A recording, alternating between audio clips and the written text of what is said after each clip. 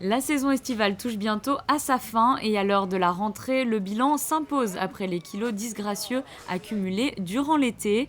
Après les tentations des vacances, il est temps de retrouver les bons réflexes alimentaires. Et pour cela, les diététiciens sont clairs, aucune privation ni restriction. Pour perdre efficacement les kilos superflus, il faut avant tout savoir équilibrer ses repas. Il n'y a pas vraiment de régime, mais plutôt un équilibre à réapprendre, un équilibre nutritionnel et alimentaire. Et avant tout, ne surtout pas sauter de repas. Toujours un petit déjeuner apportant des céréales ou un féculent, ou du pain carrément, légèrement beurré, un fruit, un produit laitier. Éventuellement une petite collation si vous avez pris le petit déjeuner très tôt, un fruit dans la matinée qui coupe, qui est rassasiant.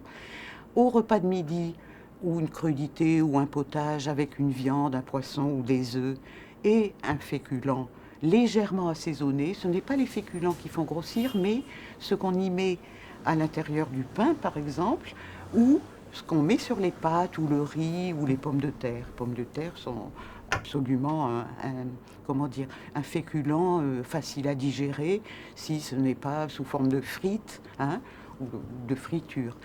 Donc, éventuellement, une petite collation l'après-midi si la personne a tendance à manger tard le soir. Et le soir, un repas plutôt léger est conseillé, avec toujours une protéine, un féculent ou un légume légèrement assaisonné, raisonnablement. Un laitage, préférez le laitage le soir et un petit morceau de fromage à midi.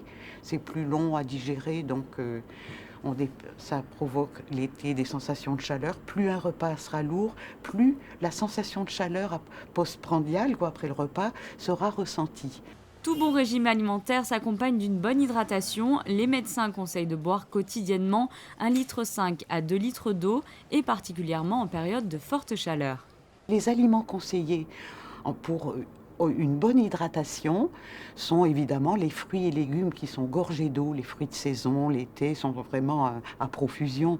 Les fruits, les légumes, consommés crus surtout, qui contiennent à peu près 80 à 90% d'eau. Vous avez les pastèques, les melons, les fraises, les framboises, enfin toutes sortes de fruits et de légumes comme les courgettes, les tomates, les salades.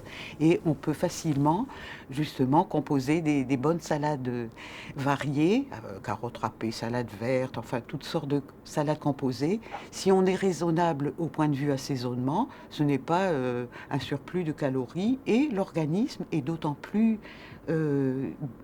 mieux hydraté. L'essentiel à retenir est de manger en quantité raisonnable et ne pas oublier de continuer à se faire plaisir pour garder sa motivation tout au long de l'année.